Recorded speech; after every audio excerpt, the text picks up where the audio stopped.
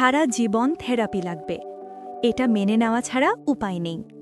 এই কথাগুলো শুনে কত বাবা মায়ের বুক ভেঙে যায় জানেন? হতাশা, ভয় আর অসহায়তায় তারা ভাবেন তাদের সন্তানের ভবিষ্যৎ কি সত্যিই অন্ধকার। কিন্তু যদি বলা হয় এই ধারণাটিই ভুল, যদি বলা হয় সঠিক পথ, সঠিক বোঝাপড়া আর সঠিক যত্নে অসাধারণ পরিবর্তন সম্ভব। আজ আমরা শুনব একজন বাবার বা মায়ের মুখ থেকে তার সন্তানের গল্প। এটা শুধু একটা গল্প নয়, এটা আশা, সাহস আর সম্ভাবনার কাহিনী। চলুন শুরু করি। ও যেমন পেন্সিল বক্স নেয়, কাপ নেয়, একটা থালা নিল, ওই তিনটে একসঙ্গে বাজায়। বাজার যে প্যাটার্নটার পার্থক্য হচ্ছে ও সেটাকে বোঝার চেষ্টা করছে।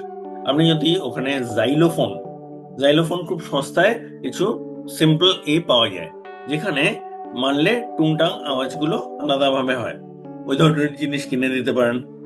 ঠিক আছে, পারকাশন ইনস্ট্রুমেন্ট। আমি আপনাকে একটা জিনিস দেখাচ্ছি।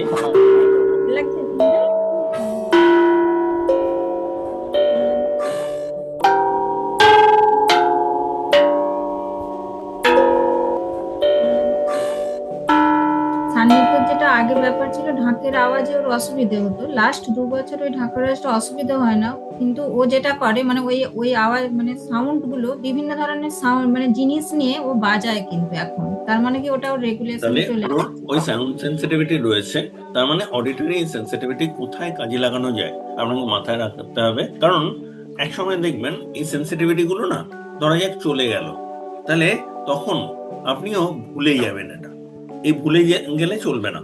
তাহলে আমরা এটাকে কিভাবে কাজে লাগাতে পারি আমরা মাথায় রাখার চেষ্টা করব, কাজে লাগানোর চেষ্টা করব। তাহলে আশা আছে, এটুকু বুঝতে পারছেন?